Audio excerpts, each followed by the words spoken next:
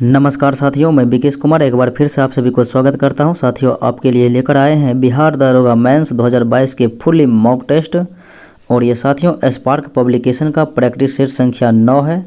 और देखते हैं साथियों प्रमुख प्रश्नों को। पीडीएफ आपको नॉलेज जंक्शन मस्ती टेलीग्राम चैनल पर उपलब्ध रहेगा, वहाँ से आप डाउनलोड कर सकते हैं।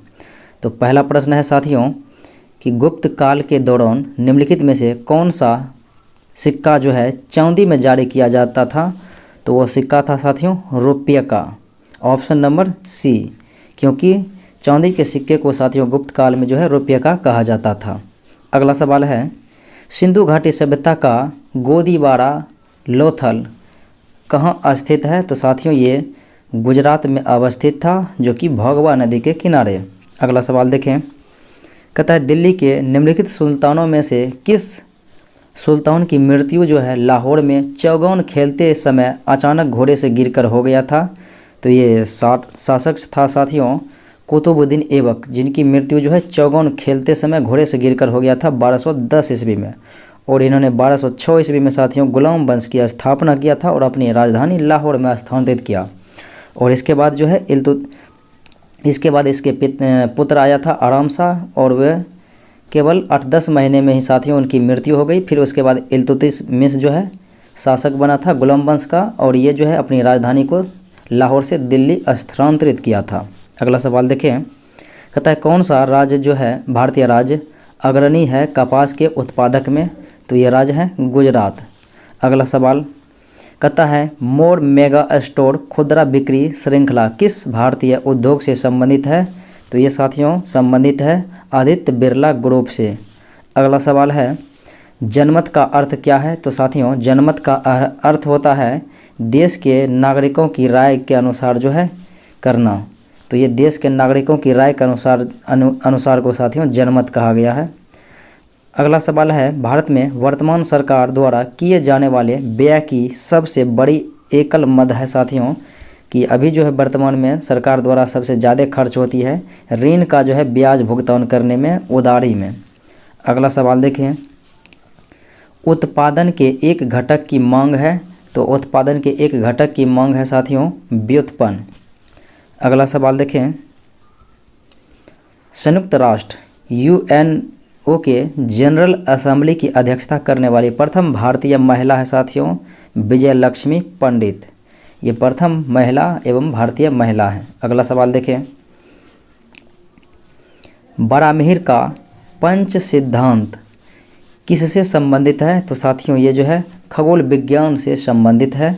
अगला सवाल है भारतीय प्रेस का मुक्तिदाता कहा जाता है साथियों चार्ल्स मेटकॉफ को, क्योंकि एक वर्ष के अंदर ही जो है भारतीय प्रेस पर लगे सारे प्रतिबंध को इन्होंने हटा दिया था। अगला सवाल निम्न में से कौन सा कथन सही है। तो साथियों कहता है एथेनॉल कार्बनिक यौगिकों के लिए एक अच्छा विलायक है। ये तो सत्य है। और अगला कथन है कि एथेनॉल के गलनांक व कथनांक पानी की तुलना में कम होता है। ये भी सत्य है। और अगला है एथेनॉल का उपयोग टिंचर आयोडीन बनाने में किया जाता है। तो ये भी कथन सत्य है। तो आपका 1, 2, 3 जो कथन है सत्य है। तो ऑप्शन नंबर हो जाएगा साथियों डी। अगला सवाल देखें, मुजफ्फरपुर हत्याकांड। तो मुजफ्फरपुर में साथियों हत्या जो कांड हुआ था 1908 ईस्वी में, और इनमें 2 प्रमुख क्रांतिकारी थे। एक तो प्रफुल्ल चौकी थे और एक खुदीराम बोस थे। और खुदीराम बोस को आपको पता है साथियों 11 अगस्त 1908 ईस्वी को फांसी दे दिया गया था। अगला सवाल बुद्ध का अर्थ साथियों बुद्ध का अर्थ होता है प्रबुद्ध ज्ञान अर्थात प्रकाशमान व्यक्ति, प्रबुद्ध व्यक्ति। अगला सवाल निम्न में से कौन सा एक विषय हुआ है जिसे संविधान में एक भारतीय नागरिक के मूल कर्तव्यों की सूची में शामिल किया गया है। तो साथियों ये मूल कर्तव्य जो है 42वां संविधान संशोधन 1976 ईस्वी में जोड़ा गया था सरदार स्वर्ण सिंह कमेटी की अनुशंसा पर। तो इनमें जो बिंदु रखा गया था साथियों ये भी था कि वैज्ञानिक स्वभाव, मानववाद और पूछताछ तथा सुधार की भावना विकसित करना, ये था मौलिक कर्तव्य में भी ये भी बिंदु डाला गया था। कुल 11 मौलिक कर्तव्य हैं वर्तमान में, लेकिन जिस समय डाला गया था उस समय केवल 10 था। अगला सवाल है अंतर्राष्ट्रीय ओलंपिक कमेटी का मुख्यालय साथियों लुसाने स्विट्जरलैंड है। पियरे डी कोबर्टिन के प्रयास से साथियों 23 जून 1894 ईस्वी को जो है अंतर्राष्ट्रीय ओलंपिक कमेटी की स्थापना किया गया था। लुसाने स्विट्जरलैंड में मुख्यालय है। अगला सवाल देखिए, कृषि भूमि को कुछ वर्षों के लिए उत्कृष्ट अर्थात खेती न करने के लिए छोड़ दिया जाए तो इसे हम कहते हैं प्रति जो है छोड़ना। अगला सवाल कहता है दक्षिणी आल्प्स पर्वत जो है ये साथियों न्यूजीलैंड में अवस्थित है। अगला सवाल तनाव के कारण भूप्रपटी पर बनने वाले पर्वत को क्या कहते हैं? तो साथियों ऐसे पर्वत को कहते हैं ब्लॉक अर्थात भरनसोथ पर्वत। अगला सवाल है वैदिक काल में विधवा का विवाह जो है उसके दिवंगत पति अर्थात उसके मृत पति के छोटे भाई के साथ किया जाता था और इन्हें कहा जाता था नियोग विवाह। साथियों बता दें कि वैदिक काल में अनुलोम विवाह और प्रतिलोम विवाह जो है प्रचलित मात्रा में था। प्रतिलोम विवाह जो है इसमें निम्न जाति के पुरुष होते थे और इनका विवाह उच्च जाति के स्त्री के साथ हो जाता था तो इन्हें प्रतिलोम विवाह कहते थे। अगर उच्च जाति के लड़का का विवाह साथियों निम्न जाति के लड़की के साथ हो जाता था तो इन्हें हम अनुलोम विवाह कहते थे। अगला सवाल देखें, निम्नलिखित में से कौन सा परजीवी शैवाल का एक उदाहरण है? तो यह है साथियों सेफेल्यूरोस। अगला सवाल देखें, कहता है एकल ससीमाक्षी पुष्पक्रम इनमें देखा जाता है। तो साथियों जिनमें केवल एक पुष्प ही रहते हैं उसे हम एकल ससीमाक्षी पुष्पक्रम पौधे कहते हैं। तो इसके उदाहरण में देखा जाता है साथियों तो यह है पापड़ा। अगला सवाल देखें, पैरामीशियम में उत्सर्जन द्वारक को इस नाम से जाना जाता है। तो साथियों पैरामीशियम में जो उत्सर्जन द्वार होते हैं इन्हें हम लोग बोलते हैं साइटोपायज। अगला सवाल है न्यूट्रॉन की समान संख्या वाले भिन्न तत्वों के परमाणुओं को क्या कहते हैं? तो जिनमें न्यूट्रॉन की संख्या समान हो उसे हम आइसोटोन कहते हैं समन्यूट्रॉनिक। और जिसमें साथियों द्रव्यमान की संख्या समान हो तो आइसोबार कहेंगे और जिनमें प्रोटॉन की संख्या समान हो तो उन्हें हम आइसोटोप कहेंगे समस्थानिक। अगला सवाल देखें, कहता है जैव विविधता क्या है? तो साथियों जैव विविधता का अर्थ होता है एक वन में जो है बहुत प्रकार के पेड़ पौधे और प्राणी जात रहते हैं उन्हें हम जैव विविधता कहते हैं। अगला सवाल, कोई कण एक समान वृत्तीय गति में एक समान चाल v से रेडियस r के वृत्त के समानांतर घूम रहा है तो उस कण का त्वरण होगा साथियों v²/r। अगला सवाल देखें, निम्नलिखित में से किस युक्ति अर्थात साधन को विकिरण ऊष्मा का पता लगाने के लिए प्रयुक्त किया जाता है? तो साथियों ये जो है विकिरण ऊष्मा का पता लगाने के लिए कहता है किसका प्रयोग किया जाता है? तो ये है ताप विद्युत पुंज का। अगला सवाल देखें, निम्न में से किस में प्रकाश के पूर्ण आंतरिक परावर्तन की परिघटना प्रयुक्त की जाती है? तो मृग मरीचिका का बनना साथियों प्रकाश के पूर्ण आंतरिक परावर्तन का उदाहरण है। अगला सवाल देखें, कहता है गोविंद स्वामी पिल्लई का संबंध साथियों किस वाद्य यंत्र से है? तो ये वायलिन वादक थे। अगला सवाल, रीड ओनली मेमोरी जिसे आप रोम कहते हैं तो इसका सर्वाधिक उन्नत रूप होता है साथियों EEPROM। अगला सवाल देखें, वह कंप्यूटर प्रोग्राम जो एक प्रोग्राम अनुदेश को मशीन भाषा में एक बार में एक को अनुवादित करता है तो कहलाता साथियों इंटरप्रेटर और ये बगैर कंपाइलर में चेंज किए हुए ही ये जो है परिवर्तित कर देता है। इंटरप्रेटर का ये कार्य होता है। अगला सवाल देखें, निम्न में से अत्यधिक अभिक्रियाशील कौन सा है और उसे मिट्टी के तेल अर्थात किरोसिन में रखा जाता है? तो यह साथियों सोडियम।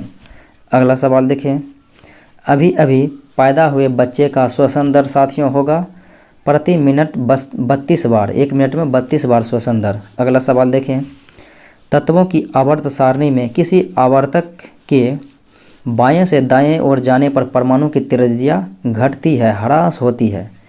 अगर बाएं से दाएं जाएंगे तो परमाणु की त्रिज्या जो है घटेगी, अगर वर्ग में ऊपर से नीचे आएंगे तो बढ़ेगी, आवर्त में बाएं से जाने पर घटेगी। अगला सवाल देखें, कहता है वल्कनित रबर में कितनी गंधक अंतर्विष्ट होती है? तो साथियों वल्कनित रबर को गलाने में जो है सल्फर का प्रयोग करते हैं, तो यह 3 से 5% जो है उपयोग होता है। अगला सवाल, यूरिक एसिड मूत्रा अम्ल किसमें प्रमुख नाइट्रोजनी अपशिष्ट होता है? तो यह साथियों पक्षी वर्ग में होता है। अगला सवाल देखें, प्रवाल भित्तियों को संरक्षित करने के लिए भारत सरकार ने निम्नलिखित में से किस एक को जो है समुद्री पार्क घोषित किया है? तो समुद्री पार्क घोषित किया है साथियों यह है कच्छ की खाड़ी। अगला सवाल, भारत के संविधान का भाग 3 जो है संबंधित है साथियों मौलिक अधिकार से, और इनका वर्णन भाग ये 3 के अनुच्छेद 12 से 35 तक जो है किया गया है, जिनमें 6 प्रकार का मूल अधिकार है वर्तमान में, लेकिन मूल संविधान में 7 प्रकार का था। राज्य के नीति निर्देशक सिद्धांत साथियों भाग 4 में है, अनुच्छेद 36 से 51 में है, और मौलिक कर्तव्य भाग 4 के क में है और अनुच्छेद 51 के क में है। नागरिकता भाग 2 में है, अनुच्छेद 5 से 11 में है। अगला सवाल देखें, निम्नलिखित में से कौन सा वृक्कों में रुधिर से निकाला जाने वाला अपशिष्ट पदार्थ नहीं है? तो रुधिर के साथियों वृक्क के माध्यम से जो है रुधिर से निकाला जाता है अमोनिया को, यूरिया को और यूरिक अम्ल को, जबकि CO2 अर्थात कार्बन डाइऑक्साइड को नहीं निकाला जाता है। अगला सवाल देखें, जल की अणुओं की प्लाज्मा झिल्ली से चाल क्या कहलाती है साथियों? तो यह प्रासरण कहलाती है। अगला सवाल देखें, पृथ्वी का ध्रुवीय व्यास और विषुवतीय व्यास का अंतर? तो साथियों पृथ्वी का ध्रुवीय व्यास होता है 12,756 किलोमीटर और विषुवतीय व्यास होता है 12,000 साथियों 713 और 12,756, दोनों का अंतर घटाएंगे तो हो जाएगा आपका 43 किलोमीटर। अगला सवाल, भारत में सभी राष्ट्रीयकृत व्यापारिक बैंकों में बचत लेखों पर ब्याज दर का निर्धारण किसके द्वारा किया जाता है? तो भारतीय रिजर्व बैंक के द्वारा किया जाता है। अगला सवाल देखें, सिंह, जिराफ, बायसन जैसे जानवर निम्न में पाए जाते हैं? तो ये साथियों घास स्थल में पाए जाते हैं। अगला सवाल है, तेलहन उत्पादन कार्यक्रम OPP कब प्रारंभ किया गया? तो साथियों तेलहन उत्पादन प्रोग्राम जो है 1986 ईस्वी में प्रारंभ किया गया। अगला सवाल है, योजना अवकाश किसके बाद हुआ था? तो साथियों योजना अवकाश भारत में 3 बार हुआ था। 3 बार बोले तो प्रथम बार 1966 से 69 के बीच हुआ था, और दूसरी बार साथियों 78 से 80, और तीसरी बार 90 से 92। तो 90 से 92 हुआ। तो प्रथम बार जो साथियों 66 से 69 हुआ था, तो ये जो है तृतीय पंचवर्षीय योजना के बाद हुआ था, क्योंकि प्रथम पंचवर्षीय योजना का कार्यकाल 51 से 56 रहा था, और द्वितीय का 56 से 61 रहा था, और तृतीय का साथियों 61 से 66 रहा था। तो 61 से 66 इसके बाद ही अब योजना अवकाश रहा था, तो तृतीय पंचवर्षीय योजना के बाद होगा, जो कि ऑप्शन नंबर सी में मौजूद है। अगला सवाल, निम्नलिखित में से कौन सा युग्म जो है जोड़ा मिलान जो है गलत ढंग से किया गया है? तो रिपब्लिकन अर्थात गणतंत्र पुस्तक प्लेटो के द्वारा लिखा गया, यह सत्य है। राजनीतिक पॉलिटिकल अर्थात ये साथियों अरस्तु के द्वारा, ये भी सत्य है। और पंडित जवाहरलाल नेहरू हिंद स्वराज साथियों ये MK गांधी लिखा था, महात्मा गांधी के द्वारा, तो यही गलत है। और डास कैपिटल कार्ल मार्क्स के द्वारा लिखा गया, यह सत्य है। अगला सवाल है, विधि का शासन की संकल्पना कहाँ की संवैधानिक प्रणाली की एक विशेषता है? तो ये साथियों ब्रिटेन से लिया गया है विधि का शासन। अगला सवाल है, एक रीट किसके द्वारा जारी किया जा सकता है? तो साथियों रीट जो है कोई भी उच्च न्यायालय के द्वारा जारी किया जा सकता है। उच्च न्यायालय जारी करता है अनुच्छेद 226 के तहत, और सर्वोच्च न्यायालय जारी करता है अनुच्छेद 32 के तहत, अर्थात 5 प्रकार के रीट जारी किया जाता है। अगला सवाल देखें, आम तौर पर जो है सिद्धांत और व्यवहार के बीच कहाँ पर बड़ा अंतर देखा जाता है? तो साथियों ये सरकार की संसदीय स्वरूप में जो है ये देखा जाता है, आमतौर पर सिद्धांत और व्यवहार के बीच बड़ा अंतर। अगला सवाल, भारतीय महानियंत्रक और महालेखा परीक्षक किसके लिए एक मित्र, दार्शनिक और मार्गदर्शक के रूप में कार्य करता है? तो ये लोक लेखा समिति के रूप में करता है। अगला सवाल देखें, स्वतंत्रता को किस प्रकार सीमित किया जा सकता है? तो साथियों कानूनी माध्यम से अर्थात विधि द्वारा जो है सीमित किया जा सकता है। अगला सवाल, वर्ष 1885 में हुई भारतीय राष्ट्रीय कांग्रेस की प्रथम बैठक तो अध्यक्षता किया था साथियों बिमलेश चंद्र बनर्जी, और ये मुंबई में आयोजित किया गया था। अगला सवाल देखें, निम्नलिखित में से कौन सी जनजातीय सभा सामान्य रूप से जनजातीय सरदार अर्थात मुखिया के चुनाव में शामिल होती थी? तो यह था समिति। अगला सवाल, भारतीय इतिहास के निम्नलिखित युगों में से किसके दौरान जो है क्षत्रिय एक विशिष्ट पहचान रखते थे? तो यह साथियों बुद्ध के युग में रखते थे। अगला सवाल देखें, गांधी जी का दांडी मार्च किसका हिस्सा था? तो साथियों 12 मार्च 1930 ईस्वी को गांधी जी द्वारा दांडी मार्च चलाया गया था नमक कानून के विरुद्ध, जो कि सविनय अवज्ञा आंदोलन का हिस्सा था, और ये कुल 24 दिन चला था 78 समर्थकों के साथ। दांडी साथियों गया था साबरमती आश्रम से। अगला सवाल, ड्रोमा अवशेष स्लैश और बर्न कृषि को मिल्पा के नाम से जाना जाता है। साथियों ये है दुर्मा अवशेष और बर्न, ये कृषि है जिन्हें मिल्पा के नाम से जाना जाता है।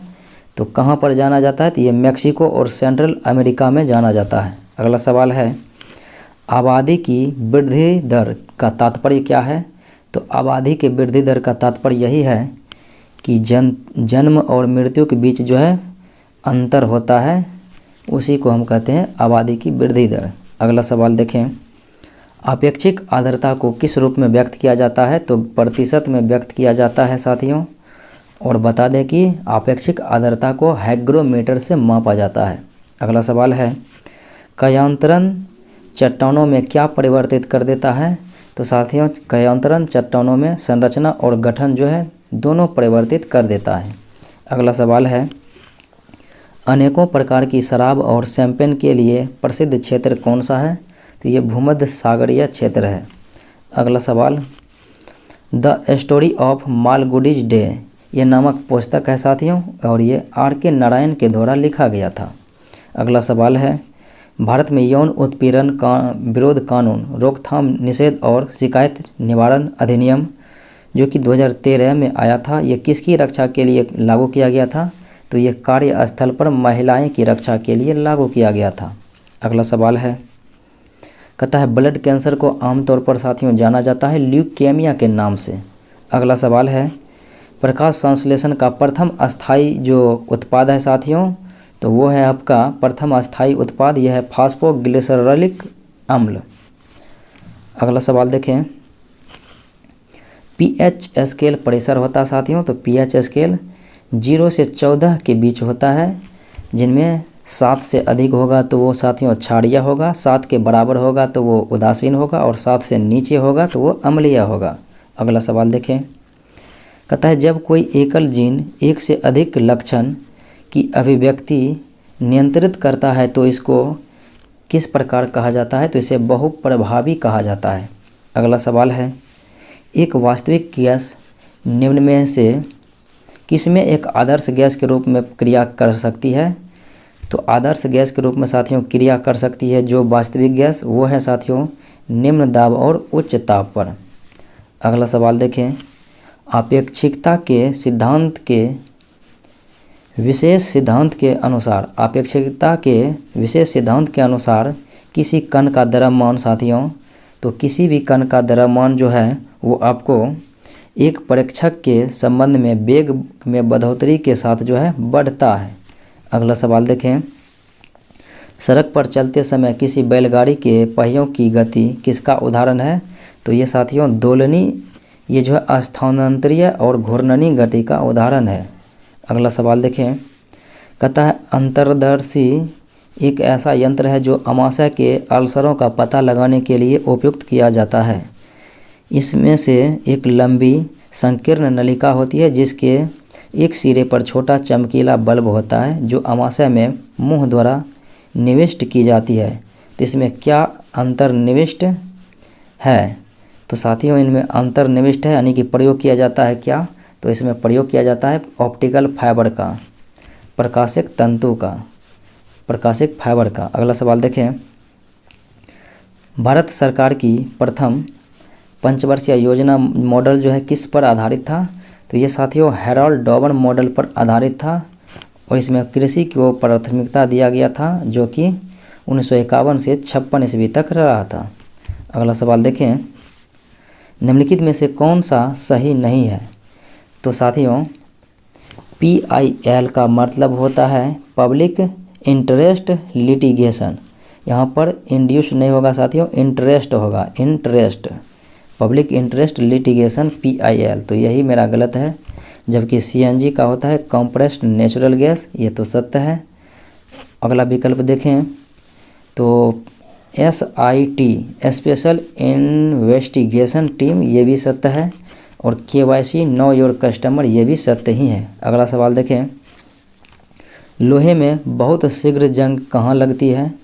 तो लोहे में साथियों बहुत अधिक शीघ्र जंग लगेगा वो समुद्री जल में, क्योंकि यहाँ पर लवणता पाई जाती है।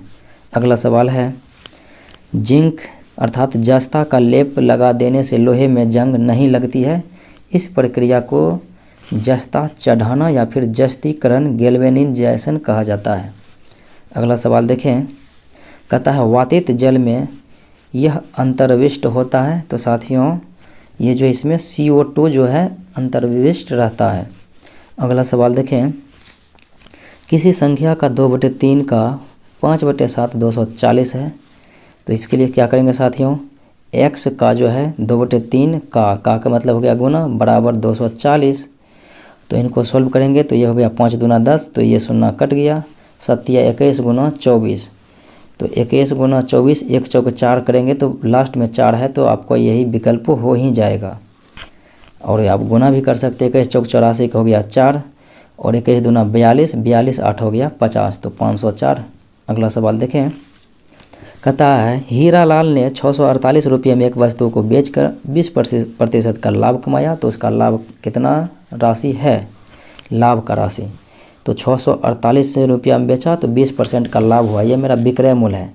क्रय मूल्य के लिए ऊपर में 100 से गुना करेंगे और जितना लाभ हुआ तो लाभ प्लस 100 करेंगे, तो अर्थात 120।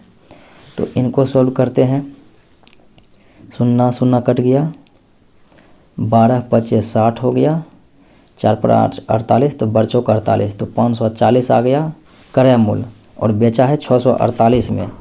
तो 648 में से 540 को हम लेस करेंगे तो हो जाएगा मेरा ये 18 में से ये 8 का 8 हो जाएगा, 4 में से 4 गया 0 और 6 में से 5 गया, तो 108 रुपया का लाभ हो रहा है। अगला सवाल है 5214 रुपया है जिन्हें ABC में बांटा जाना है और ए जो है B से 25% अधिक और C से 20% अधिक पाता है, तो A को कितना मिलेगा? चलिए साथियों देखते हैं। तो C को मान लेते हैं 100 क्योंकि C में कुछ इधर उधर नहीं हुआ है, और A कहता है B से 25% और C से हो गया साथियों 20% अधिक। तो C को 100 माने हैं तो A का हो जाएगा वैल्यू 120। अब ये हो गया A का वैल्यू और ये है C का, तो A कहता है B से 25% अधिक है, तो 25% अधिक है, इसका मतलब 120 गुना ऊपर में 100 करेंगे भागा देंगे 25% अधिक है तो 125 से, 25 चौके 100, 25 पचे 100, 5 24, 24 पचे 120, तो 24 चौक 96 आ गया मेरा वैल्यू किसका? तो 96 वैल्यू आ गया साथियों B का। तो यहाँ पर क्या आ गया, A आ गया साथियों 120, B आ गया 96 और C आ गया था 100। यहाँ पर साथियों 4 से भाग देंगे तो 30 चौके 120, 4 से भाग देंगे तो 24 और यहाँ पर 4 से भाग देंगे तो 25। तो यहाँ पर क्या करेंगे 30, यहाँ पर 25, 24 49, 30 79, यहाँ पर 79 से हम भाग देंगे और गुना करेंगे 30 से। तो साथियों इस प्रकार से करने पर आपको आ जाएगा 1980 रुपया, जो कि विकल्प नंबर डी में होगा, इनमें से कोई नहीं। अगला सवाल देखें, कहता है यदि किसी वस्तु की कीमत में 20% की वृद्धि हो, उसके बाद जो है बिक्री में 10% की कमी की जाता है, तो मूल विक्रय पर क्या प्रभाव पड़ेगा? तो साथियों पहले 100 से तुलना करते हैं, 100 गुना पहले हुआ 20% लाभ तो 20 कर दिए 120/100, फिर 10% की हानि हुई तो 90/100। 100 से मैंने तुलना किया, इसलिए 100 से ज़्यादा आएगा तो लाभ होगा और 100 से कम आएगा तो हानि होगा। तो क्या करते हैं, ये 100 कट गया, ये शून्य, ये शून्य, ये शून्य, ये शून्य, ख़त्म। तो बरनमा 108, तो 108 आया तो 100 से 8 अधिक है, अर्थात 8% की वृद्धि हुई है। अगला सवाल देखें, कहता है x बराबर जो है 30 दिया हुआ है और x² माइनस 10 के स्क्वायर से 5% कम का मान क्या होगा। तो x² हो गया 30 गुना 30 तो 900, 900 में से 100 जाएगा तो 800, 800 हुआ, 800 का 5% लेस करेंगे तो 95/100, ये कट गया, शून्य शून्य ख़त्म। 95 गुना 8 करेंगे तो आ जाएगा मेरा कितना आ जाएगा, 8 पंचे 40 के शून्य, बाकी 4, 8 9 72, 4 76, अर्थात 760 रुपया। अगला सवाल देखें, कहता है विषम को चुनने के लिए देखते हैं साथियों, BCDEF दो का अंतर हो रहा है, LMNOP ये भी 2 का अंतर हो रहा है, ये भी 2 का अंतर हो रहा है, TUVWX ये भी 2 का अंतर हो रहा है। ये साथियों JKLMNOP ये जो है 3 का अंतर यहाँ पर हो गया अंत में, तो यही ये जो है भिन्न है। अगला सवाल देखें, अगला सवाल है साथियों, कहता है इनको शब्दकोश के अनुसार जो है सजाना है, पहले कौन आएगा, बाद में कौन आएगा, उसके बाद क्रम के अनुसार। तो 1 2 यहाँ पर हो गया 3, यहाँ पर हो गया 4, यहाँ पर हो गया 5, क्रमांक यहाँ पर गलत दिया गया था, जो इस प्रकार से होगा। तो WW सब में है और A सब में है।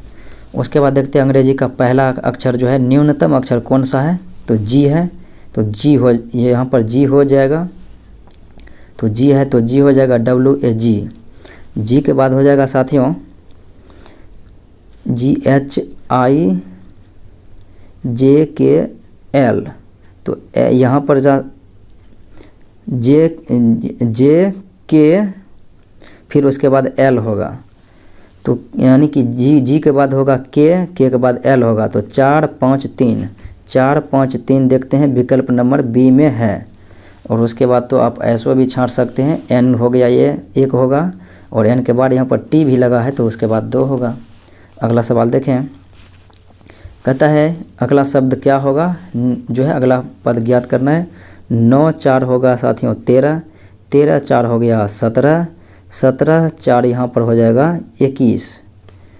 अब कहता है फिर इधर से 16 में से 4 गया तो 12 हो गया, 12 में से 4 गया तो 8 हो गया और 8 में से 4 जाएगा तो यहाँ पर 4 हो जाएगा। तो 21 और 4 विकल्प ए में मौजूद है।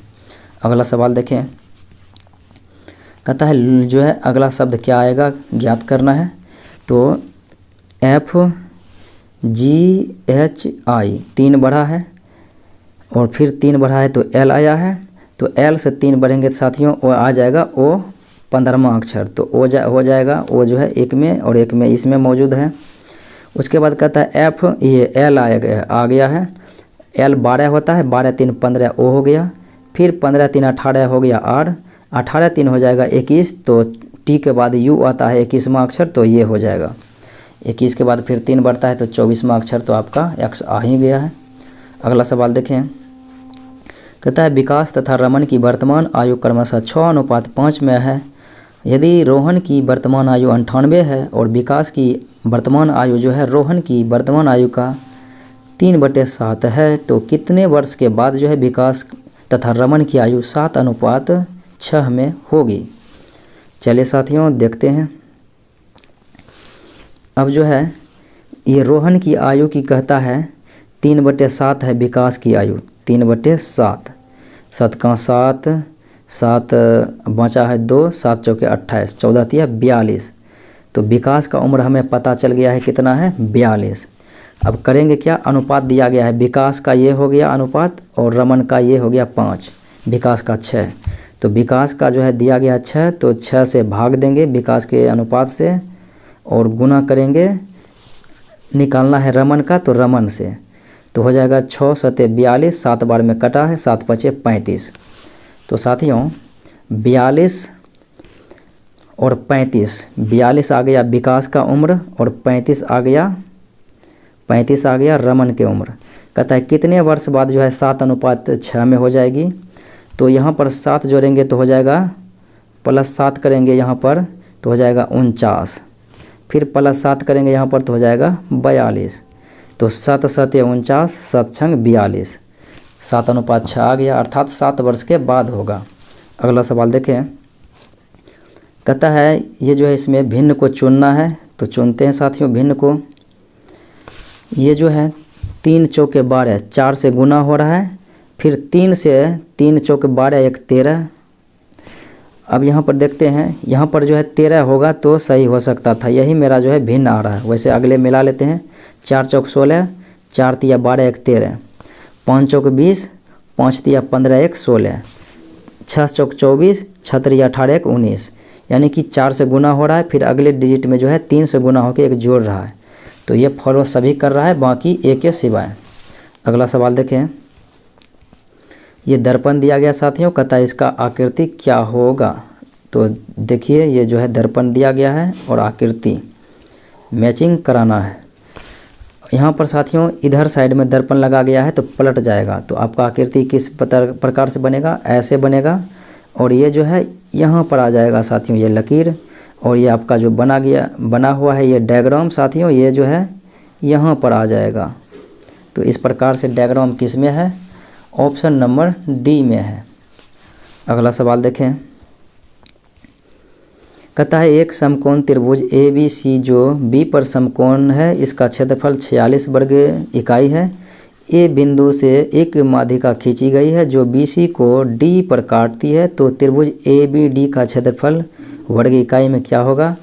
तो साथियों ये त्रिभुज जो है इस प्रकार से बना हुआ है, इस प्रकार से बना हुआ है।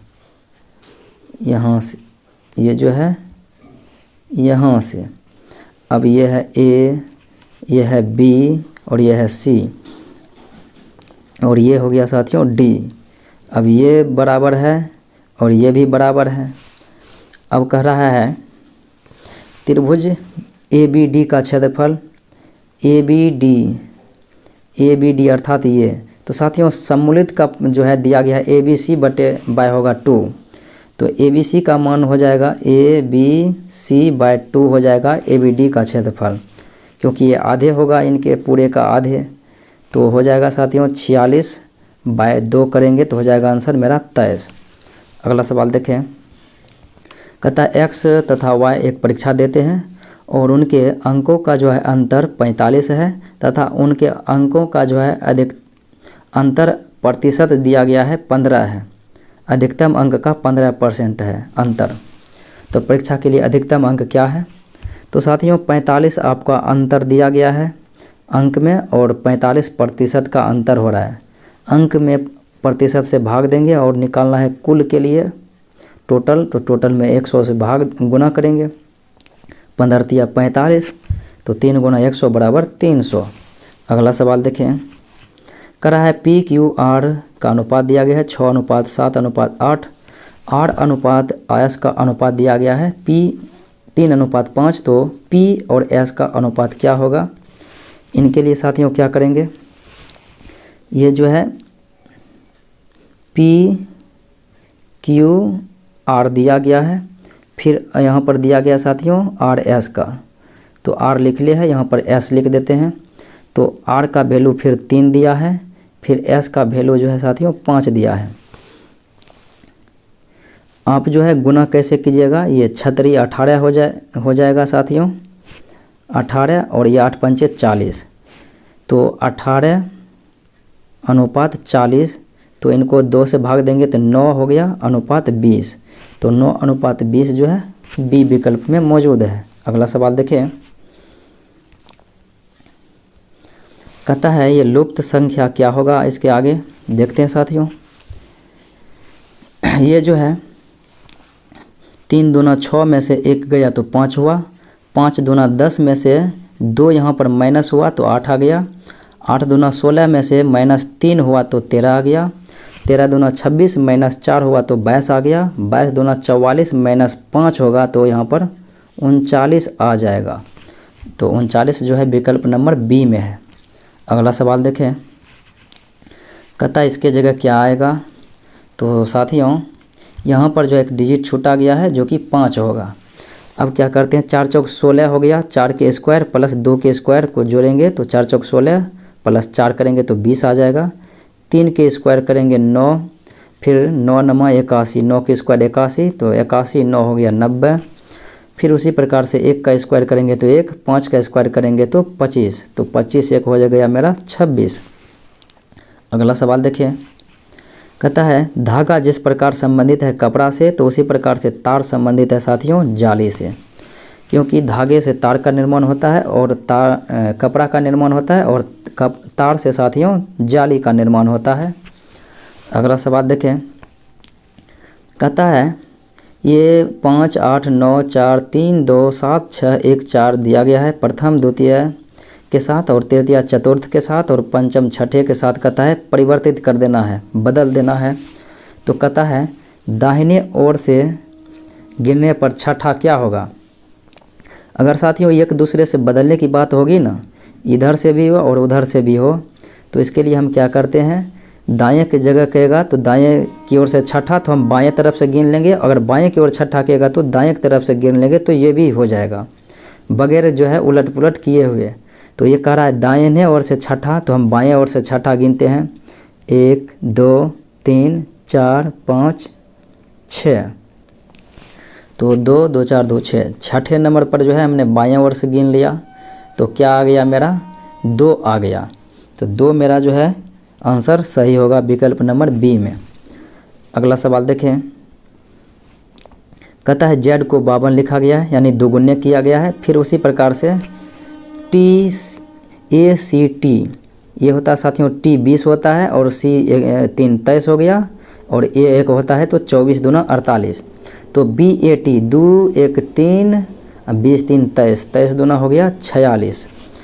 यहाँ पर इनका जो है मान दिखा गया है 2 + 1 + 20 यानी कि 23 दूना 46।